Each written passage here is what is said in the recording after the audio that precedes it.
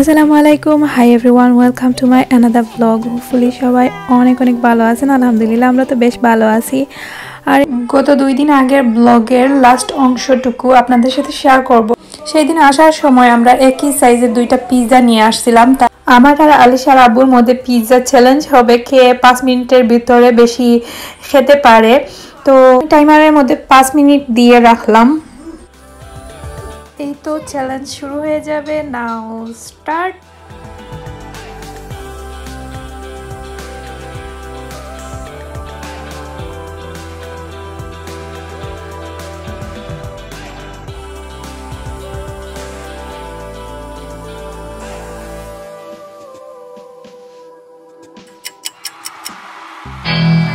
শেষ হয়ে গেছে কিন্তু আমাদের পুরো পিৎজা খাওয়া হয়নি।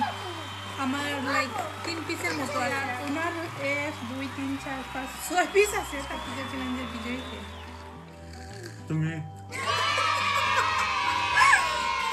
স্বীকার করতে খুব এনজয় করেছি। আসলে আপনারা যেভাবে নিচ্ছেন বিষয়টা ঠিক তা না। তো আমাদের মধ্যে খেলাটা কমপ্লিট হয়নি, অর্থাৎ যখন আমরা খেলা স্টার্ট করে দিই তখন বাচ্চারা এলোমেলো শুরু করে দিয়েছে সব কিছু, তাই খেলাটাও একটু এলোমেলো হয়ে গেছিলো। আর এখান থেকে আমার পিৎজা থেকে কিছু অংশ বাচ্চাদেরও দিয়েছিলাম, তাই কম হয়েছে। তো ইনশাল্লাহ পরবর্তীতে আপনাদের জন্য এরকম ভিডিও নিয়ে আসবো। আজ কোয়েল পাখির রোস্ট রান্না করব, তাই আপনাদের সাথেও শেয়ার করব সেটা কিভাবে আমি রান্না করি। এই তো ফাঁকিবাজি স্টাইলে বলতে পারেন, খুবই সামান্য ইনগ্রিডিয়েন্টস বা করে যা আছে তাই দিয়ে ট্রেডিশনাল একটা ফ্লেভার আনে এইরকম একটা রোস্ট রান্না করি, সেটাই শেয়ার করব। সেই সাথে আমি মাছ ধুয়ে পানি জড়ানোর জন্য একটা ক্যালেন্ডারের মধ্যে রেখে দিয়েছি।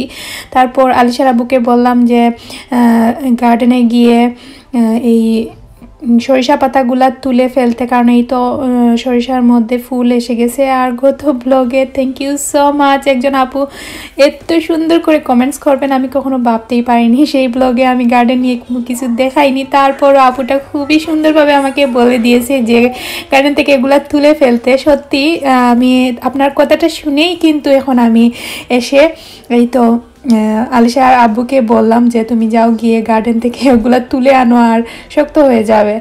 আর থ্যাংক ইউ দিয়ে ছুটো করবো না, আপনার জন্য রইল অসংখ্য অসংখ্য ভালোবাসা এবং আপনার সাপোর্ট। আপনাদের ভালোবাসা আমার জন্য খুবই ইম্পর্টেন্ট। আপনাদের সাপোর্ট না পেলে আমি সত্যি নতুন কোনো ব্লগ আপলোড দিতে আমার ইচ্ছেই করে না। তো যাই হোক, এই যে ব্লগটা আমার এই তো 2বার একটা কারণে এডিট করতে হয়েছে।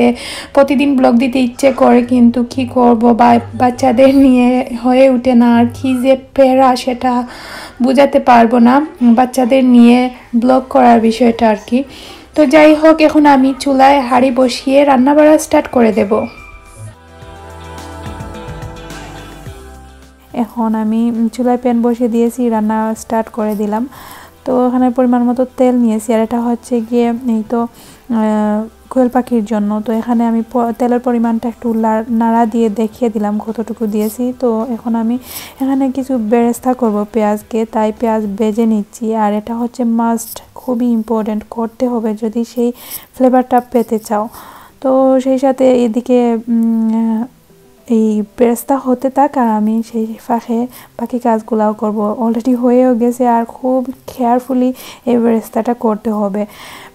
খেয়াল রাখবে চুলার আগুনটা যাতে স্লো বা মিডিয়াম হিটে থাকে, তাহলে এইভাবে আমার মতো এই ভুলটা হবে না। আমার চুলায় তখন ফুল আগুন ছিল, তাই একটু সময় যেতে না যেতে পেঁয়াজটা একটু ভালোভাবে চলে এসেছে। তো বেরেস্তাটা যত ভালোভাবে করা যায় তত ভালো। তো যাই হোক, এখন আমি ফাঁকির মধ্যে সামান্য লবণ এবং আদা রসুনের পেস্ট অ্যাড করে আমি ভালোভাবে মাখিয়ে নেব। আপনারা চাইলে এই মিক্সটা প্রায় 1 ঘন্টা 2 ঘন্টাও রাখতে পারেন। আমি সাথে সাথে করে ফেলেছি, কোনো প্রবলেম নাই। যদি সময় না থাকে তাহলে ফাঁকিবাজি স্টাইলে করে ফেলবেন, খারাপ লাগে না। আমি মনে করি এত প্রিপারেশন করা থেকে ঝটপট তুমি মনোযোগ সহকারে রান্না করলে সেটাও বেস্ট হয়, যদি তুমি সুন্দরভাবে সেটাকে করতে পারো। তো যাই হোক, এখন আমি গরম তেলের মধ্যে সেই ভাজা ভাজা কি বলে এটাকে, বেরেস্তা তোলার পর ওই তেলের মধ্যে আমি ভাজতেছি। তাহলে এই যে ভাজার পর বেরেস্তার থেকে আলাদা একটা ফ্লেভার আসবে, সেটাকে ট্র্যাডিশনাল একটা ফ্লেভার আনতে অনেক সাহায্য করবে। তো যাই হোক, এখন আবারও আমি আরেকটি চুলায় প্যান বসিয়ে পরিমাণ মতো তেল দিচ্ছি। আর একসাথে আমি আপনাদের সাথে শেয়ার করি, কারণ হয়তো বা আমি আমার লাইফস্টাইল আপনাদের সাথে ওইভাবেই শেয়ার করি, আর একটা একটা করে আপনাদের সাথে শেয়ার করলে আমার দিন তো চলে যাবে, সেই সাথে আপনাদেরও যদি রান্না বান্নার বিষয়ে কোনো মোটিভেশন নিয়ে আসবে না। যখন আমি একসাথে আমার 2টা বা 3টা রান্নার প্ল্যান থাকে, তখন আমি একসাথে সব বসিয়ে দিই। এমনভাবে আগে নিজেকে সেটিং করি যাতে সব কিছু আমার জন্য ইজি হয়। তো এই তো আমি একটা প্যানের মধ্যে হাঁড়ির মধ্যে তেল দিয়ে এই যে মাছগুলাকে আমি একটু হলুদ মাখিয়ে আর লবণ মাখিয়ে ভেজে নিচ্ছি।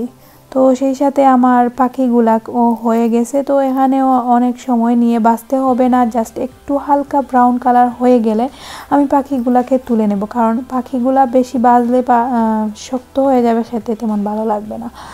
তো যাই হোক, এখন আমি মাছগুলাকে একটু উল্টে পাল্টে নিচ্ছি। আর এই তো খুব ভালো লাগে সত্যি। রান্নাটার বিষয় হচ্ছে গিয়ে যত তুমি সুন্দরভাবে, যত ভালোবেসে, যত সফটলি রান্নাটা করবে, তত বেশি দেখতে, খেতে সব কিছুতেই ভালো লাগে। তো যাই হোক, এখন আমি অন্য চুলায়, সেই চুলায় মাছ নিয়ে এই চুলায় আবার কড়াইটা নিয়ে আসলাম। আর এখন এখানে গোটা মশলা দিয়ে দিলাম গরম তেলের মধ্যে। আর এই গোটা মশলাকে একটু সময় নিয়ে আমি নাড়াচাড়া করে, অর্থাৎ যে তেল যেহেতু গরম আছে তেমন সময় লাগবে না, 2 মিনিট এভাবে নাড়াচাড়া করে আমি পেঁয়াজ সব কিছু অ্যাড করে দেব।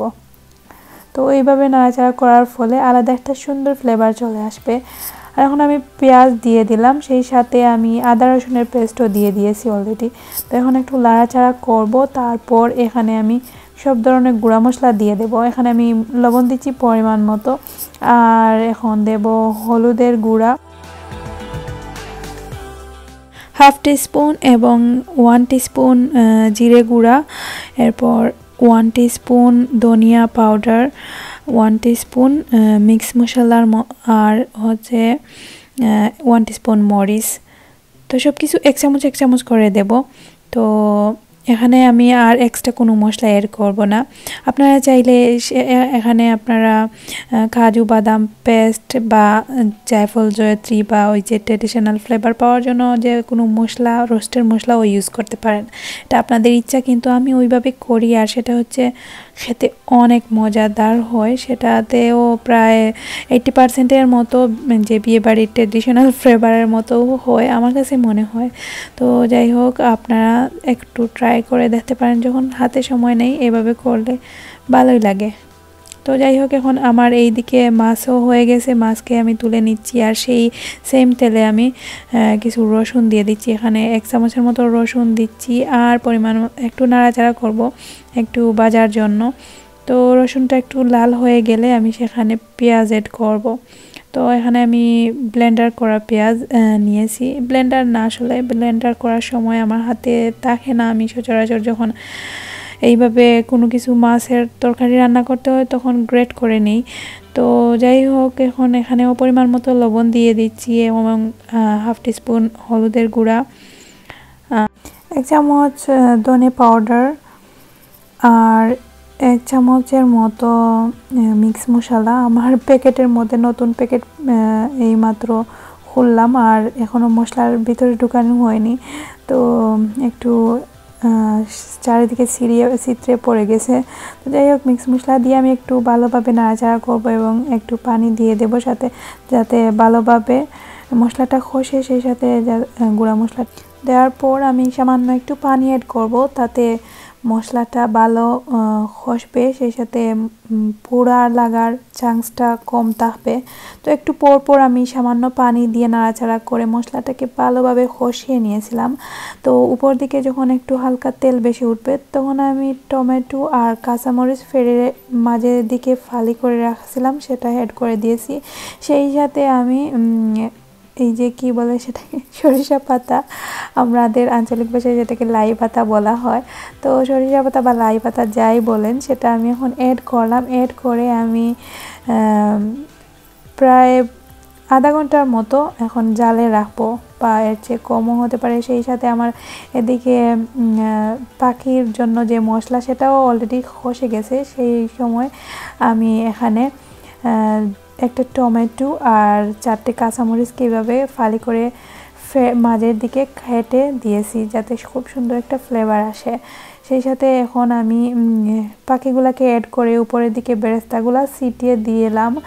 আর এখন আর আমার কোনো কাজ নেই, আমি শুধু একটু পরপর নাড়াচাড়া করব। আর চুলার আগুনটা মিডিয়াম থেকে একেবারে লো হিটে আমি প্রায় 15 থেকে 20 মিনিট শুধু একটু নাড়াচাড়া করব। এই পাখি থেকেও হালকা একটু পানি বের হবে, আমার আর এখানে কোনো এক্সট্রা পানি অ্যাড করতে হবে না, জাস্ট একটু পরপর হালকা নাড়াচাড়া করে দেব। আর চুলার আগুন অবশ্যই স্লো হিটে রাখবো। তো এই তো এইগুলা জাল খেতে খাক বা বসিয়ে দিয়েছি, এখন আর এখানে আর কোনো কাজ নেই। সেই সাথে আমি ভাতও চুলায় বসিয়ে দিয়েছি, কুকারে, সরি খালি চুলায় বলি। তো কুকারে ভাত বসানোর পর টুকিটাকি কিছু বাসন বের হয়েছে, তো বাটিগুলো এখন ধুয়ে নিচ্ছি। আর এগুলা আমার মাঝে মধ্যে নয় আরও বের হয়, তো যখন যা বের হয় সাথে সাথে ধুয়ে নিলে এত জমা পেরে থাকে না। তো এখন আমার হয়ে গেছে লাইক 15 থেকে 20 মিনিট পর আমি এখানে ধনিয়া পাতা অ্যাড করলাম এবং এখন চুলার আগুনও অফ করে দেব। তো যারা এখনও সাবস্ক্রাইব করোনি আমার চ্যানেলটা, তোমরা অবশ্যই সাবস্ক্রাইব করে দিবে এবং পাশের ছোট্ট বেল আইকনটি বাজিয়ে দিবে। তো এই তো আমরা এখন চুলার মধ্যে থাকতে থাকতে খাওয়া দাওয়া স্টার্ট হয়ে গেছে। এই কাজটা হচ্ছে কারণ আমরা যেহেতু পিৎজা খেয়েছি আর খুব খিদে লেগেছে আলিশার আব্বুর, উনি বলেন যে এইভাবে প্লেটে নিয়ে। আর আমরা সচরাচর রাত্রের খাবারটা এইভাবেই খাই, কোনো ঝামেলা ছাড়া, কারণ রাত্রে এই টাইমটা আমাদের জন্য খুবই ইম্পর্ট্যান্ট। আমরা যদি ফার্স্ট খাওয়া দাওয়া করি তাহলে ওদেরকে ফ্রেশ করে বেডে নিয়ে যেতে হয়, যেহেতু 2টা বাচ্চা তাই একটু প্রবলেম হয়। সেই জন্য এই সময়টা আরও বেশি মনোযোগ সহকারে আমাদেরকে একটু অ্যাক্টিভ থাকতে হয়। চেষ্টা করি 8টার ভিতরে খাওয়া দাওয়াটা শেষ করতে। রাত্রের খাবারটা যত সকাল খাওয়া যায় তত আমাদের হেলথের জন্য ভালো। তো তাই আর কি। তো আমরা খাওয়া দাওয়া করার পর গার্ডেনে আসি, আর গার্ডেনে এসে একটু প্লান্টের মধ্যে ওই যে সার মিরাকেল গ্রো ওটা অ্যাড করতেছিলাম, দিচ্ছি প্রতি সপ্তাহে একবার এটা দেই। তো সেটা এখন আমি মিক্স করে গাছের মধ্যে দিয়ে দেব। তো এখন আপনাদেরকে পিৎজা চ্যালেঞ্জের কথা একটু বলি। আসলে এই চ্যালেঞ্জটা যখন করি তখন আমরা ওইভাবে লাইক কি বলে প্রিপারেশন নিয়ে করিনি, আর এই টাইমে আমাদের জন্য একটু কষ্টসাধ্য হয়েছে, যেহেতু আলিশা জিবরান এখনও পাশে ছিল। আর এই 5 মিনিটটা অনেক কষ্টে আমাদের এই গেমসটা শেষ করতে হয়েছে। লাইক যখন আমরা গেমটা স্টার্ট করি তখন ওদের মধ্যেও একটা দুষ্টামি বেড়ে যায়। তো আমাদের ঘরে তো অন্য কেউ নেই যে ওদেরকে দেখার মতো, তো তাদেরকে সাথে নিয়ে পাশে বসে খুবই কেয়ারফুল সহকারে আমাদের গেমটা কমপ্লিট করেছিলাম। তো ইনশাআল্লাহ নেক্সটে অন্য কিছু আপনাদের সাথে শেয়ার করার জন্য নিয়ে আসব। যদি আপনাদের ভালো লাগে আজকে এইরকম চ্যালেঞ্জ, আমাকে অবশ্যই কমেন্টস করে জানাবেন, এবং পরবর্তীতে কী নিয়ে আপনারা ভিডিও দেখতে চান সেটাও কমেন্টস করে জানাতে ভুলবেন না। আর এখন এক জাক পাখি আমাদের মাথার উপর দিয়ে শুধু উঠছিল, এদিক থেকে সেদিক, সেদিক থেকে এদিক যাচ্ছিল। তো আপনাদের জন্য সেটাও আমি রেকর্ড করে ফেললাম, যেহেতু ক্যামেরা অন ছিল আর গার্ডেনে ছিলাম। আর এই পাখিগুলা সচরাচর প্রায় দিনই আমরা যখন গার্ডেনে বের হই তখন দেখি আমাদের মাথার উপর দিয়ে এইভাবে শুধু যায়। তো খুব ভালো লাগে এই সিনারিটা। তো আপনাদের জন্য কিছু সময় অনেকক্ষণ এই পাখিগুলা যাচ্ছিল উপর দিয়ে, যতটুকু পারছিলাম রেকর্ড করে আনছি। দেখবেন কতটা সময় ওরা সেম কাজগুলা করছিল। তো সবাই ভালো থাকবেন, আমাদের জন্য দোয়া করবেন, এবং আমার ভিডিওতে কথাবার্তা অনেক কিছুতে অনেক ভুল ত্রুটি হয়েছে, যদি আপনারা সেটা ক্ষমা সুন্দর দৃষ্টিতে দেখেন তাহলে আমার জন্য খুব ভালো হয়, এবং আমি পরবর্তীতে আরও সুন্দর সুন্দর ব্লগ নিয়ে আসবো। সেই সুবাদে আপনারা সবাই আমাকে এখনই ভিডিওতে একটা লাইক দিয়ে দিবেন। সবাই ভালো থাকবেন এবং কথা হবে পরবর্তী ব্লগে। আল্লাহ হাফিজ।